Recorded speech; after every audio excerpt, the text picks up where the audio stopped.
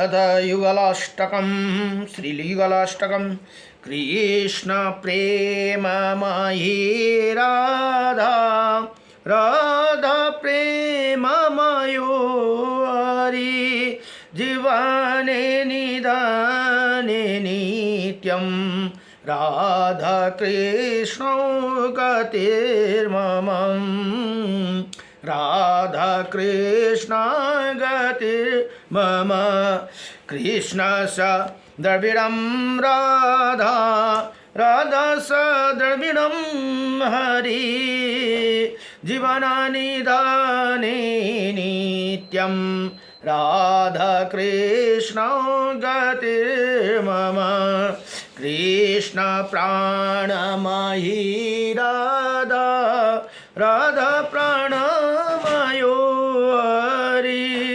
जीवनानिदाने नित्यं राधा कृष्ण गतिर्मम राधा कृष्ण गतिर्मम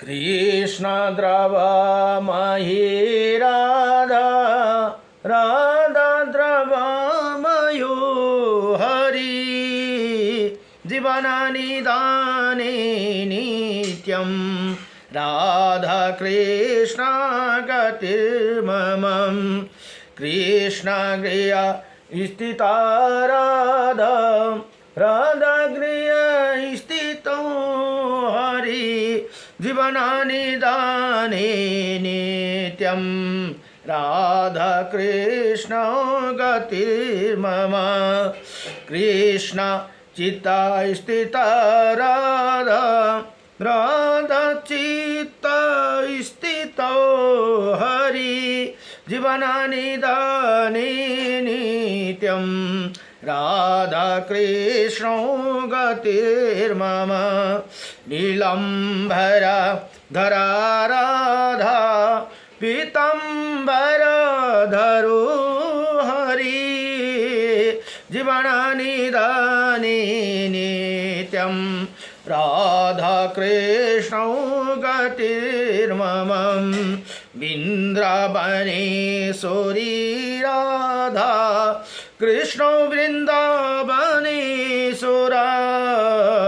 जीवनानिदाने नित्यं राधा कृष्ण गतिर्मम राधा कृष्ण गतिर्मम नमो भगवते वासुदेवाय राधे राधे राधे राधे गोविंद राधे राधे राधे राधे राधे गोविंद वृंदावन में राधे राधे मथुरा में राधे राधे वृंदावन में राधे राधे मधुबन में राधे राधे नंदगांव में राधे राधे जय जय राधे राधे राधे राधे राधे राधे राधे राधे राधे राधे राधे राधे राधे राधे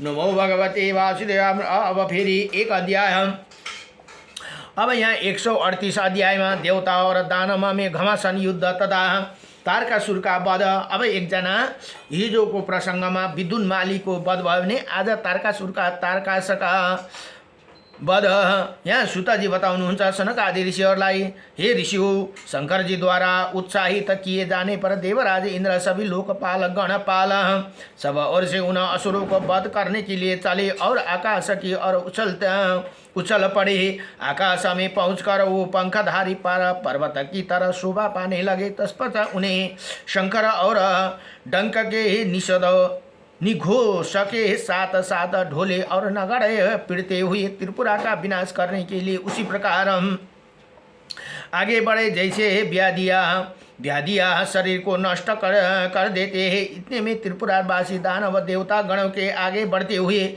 देख लिया और फिर तो महाबली असुर शंकर यहाँ भी आ गए। इसे कहकर प्रलयकालीन सागर के तरह परम क्षुद हो उठे। तब भयंकर रूपधारी दानव देवताओं के तुरही का शब्द सुनकर नाना प्रकार के बाजा बजाते हुए बारंबार उच्च स्वर से गर्जना करने लगे।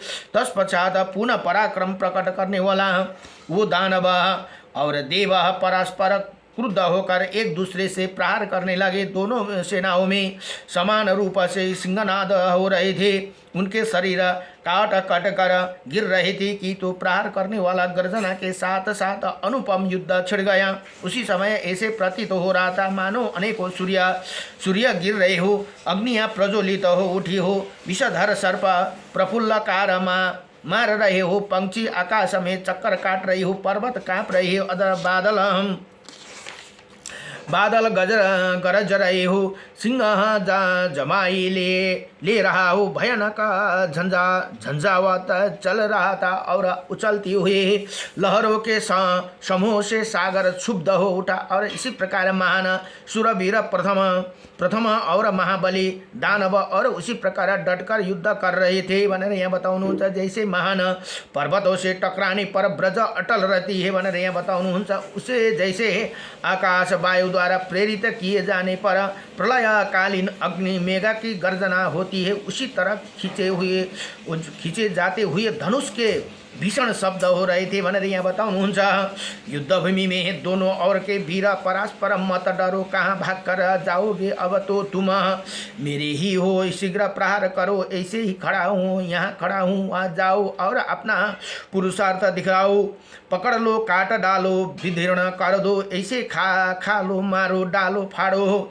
यस्तो आवाजहरू करे डालो, ऐसे शब्द बोल रहे थे। और पुनः शांति होकर यमलोक के पाथिक बन जाते थे। उसी कुछ वीर तलवार से काट डाले गए थे, कुछ फर्शों से और छिन्न भिन्न कर दिए गए, कुछ मुदा गरों के मार से चूर्ण शरीके हो गए थे, कुछ हाथों के चपेटे में घायल कर दिए गए, कुछ पटीसों से पटे और प्रहार से मारे डाल गए और कुछ शूलों से विदीर्ण कर दिया गए। सरपता के फूलों की और कांति वाले दानव बन सहित पर्वतों तरह पर्वत की तरह भयंकर नाक और तिमा गिलों से भरे हुए समुद्र में जल के गिर रहे थे। दानवों के कवच आदि से भलीभांति बंधे हुए प्राण रहित शरीर के समुद्र में गिरने से सजल जलधारा की गर्जना के समान शब्द हो रहा था। उसी शब्द के तथा दानवों के रुधिर को गंध। अब यहाँ यी दानव र देवता को घमासान युद्ध चल्दैछ। मतवाले हुए मारे नाक तिमी और तिमी गिल आदि जुन महासागर के क्षुब्ध कर रहे थे, उसी भयंकर आकार वाले जल जंतु परस्पर झगड़ते हुए दानव को रुधिर पान कर रहे थे। ती दानवहरू मारेका सबै रुधिर भनेको उनीहरूको रगत पान कर चक्कर काट रहे थे। यूथ मगरमच्छ अन्य जल जंतु खदेड़ कर रथ आयुध अश्व वस्त्र और आभूषण सहित दैत्यों को निगल जाते थे। इसी प्रकार आकाश में दानव और प्रथमों का युद्ध चल रहा था। उसी तरह समुद्र में जल जंतु शिवों को शव को खाने के लिए परस्पर लड़ रहे थे भनेर यहाँ बताउनुहुन्छ। उसी समय जैसे आकाश में प्रथम गण दैत्य का साथ युद्ध कर रहे चक्कर काट रहे थे, वैसे ही जल में मगरमच्छ नाकों के साथ झगड़ते हुए घूम रहे थे। जैसे देवता और दानव परस्पर एक दूसरे के शरीर के काट रहे थे, वैसे हम मगरमच्छ और नाक भी एक दूसरे के शरीर को विदीर्ण कर चित्कार कर रहे थे भनेर यहाँ बताउनुहुन्छ। अब देवताओं असुरों नाको और तिमिंगिलों का घावों और मुख से बहते हुए रुधिर समुद्र के उस प्रदेश का जल मूर्त मात्र के लिए रक्तयुक्त हो गए और यहाँ बाढ़ आ गई भनेर यहाँ बताउनुहुन्छ। त्यो रक्तले बाढै आयो भनेर यहाँ बताउनुहुन्छ। उसी त्रिपुरा का पूर्वद्वार अत्यंत विशाल और काले मेघ के पर्वतों के समान कांतिमान था। महावैशाली इंद्र देवताओं की विशाल सेना के साथ उसी द्वार के अवरुद्ध कर दे खड़े थे। उसी प्रकार उदयकालीन सूर्य और सुवर्ण के तुल्य रंग वाले शंकर जी को आत्मज स्कंद त्रिपुरा आत्मज का पुत्र स्कंद त्रिपुरा के उत्तर द्वार पर ऐसे चढ़े हुए थे मानो बड़े हुए सूर्य अस्त चल के शिखरों पर चढ़ रहे हो। अब दंडधारी यमराज और अपने श्रेष्ठ अस्त्र पाश को धारण किए हुए कुबेरा ये दोनों देवता उसी देव शत्रु मय के पूर्व के पश्चिम द्वार पर घेरा डाले हुए थे। 10,000 सूर्य के सी अभाव वाले दक्ष के शत्रु त्रिनेत्रधारी भगवान रुद्रदेव उसी उदित देवरथ पर आरूढ़ होकर शत्रु नगर के दक्षिण द्वार पर रोककर स्थिति थे। उसी त्रिपुरा को फाटकों सहित सुवर्ण निर्मित ऊंचे ऊंचे महलों को जैसे कैलाश और चंद्रमा के सुदर्श चमक रहे थे। प्रसन्न मुख वाले प्रथमों ने उसी प्रकार अवरुद्ध कर रखा था जैसे उपलोगों की वर्षा करने वाला मेघा हम ज्योति गणों को घेर लेते हैं। काले मेघा की कांति वाले प्रथम गण दानवों के पर्वतमाला के सुदर्श ऊंची ऊंची वेदिकाओं में युक्त ग्रहों के जो लाल वर्ण वाले और अशोक वृक्ष एवं अन्य वनों से युक्त थे और जिनमें कोयला के कू रही थी उखाड़ कर लगातार समुद्र में फेंक रहे थे और उच्च स्वर से गर्जना कर रहे थे। ग्रहों को उखाड़ते हुए समय उसी रहने वाली स्त्रियां हे नाता हा पिता हा पुत्रा हा भाई हा कांता हे प्रियतम आदि अनेकों प्रकार का अनायोचित शब्द बोल रही थी भनेर यहाँ बताउनुहुन्छ। इसी प्रकार उसी पूरा में स्त्री पुत्र तथा प्राण का विनाश करने वाला अत्यंत भीषण युद्ध होने लगा तथा सागर तुल्य वेगशाली महान असुरों भी गणेश्वर क्रोध भर गए और फिर तो कुठार शिलाखंड त्रिशूल श्रेष्ठ ब्रज और कंपन एक प्रकार का शस्त्र आदि के प्रहार से शरीर को और गृह को विनिष्ट करने वाला अत्यंत घोर युद्ध आरंभ हो गया भनेर यहाँ बताउनु। क्योंकि दोनों सेनाओं में सुदृढ़ वीर बधा हुआ था। परस्पर एक दूसरे की लक्ष्य करके मर्दन आक्रमण और प्रहार करने वाला देवताओं आदि दानव प्रलय काल के सागर की गर्जना की भांति भीषण शब्द होने लगा भनेर यहाँ बताउनुहुन्छ।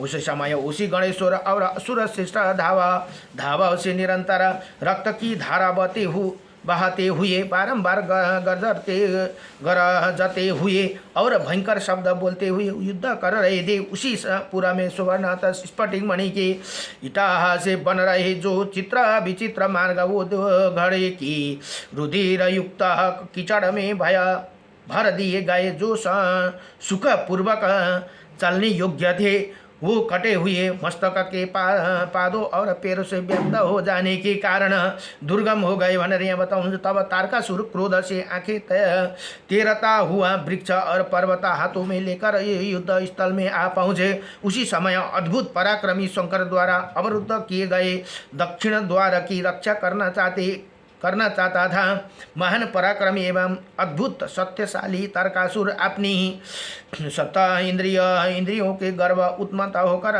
फाटकों पर चढ़े हुए भूतगणों के काट कर वो विचरण करने लगा।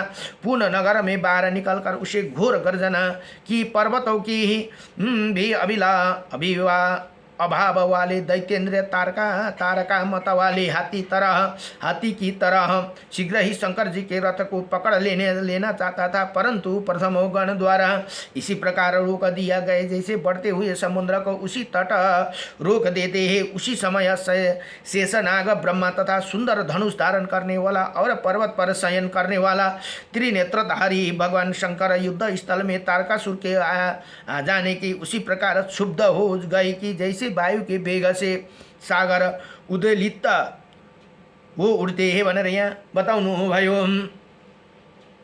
आकाश स्थित रथ पर बैठे हुए बल संपन्न शेषनाग शंकर और ब्रह्मा ने विशेष क्षुब्ध होकर पृथक पृथक तारकासुर को शरीर को सन्निधियों को बाधा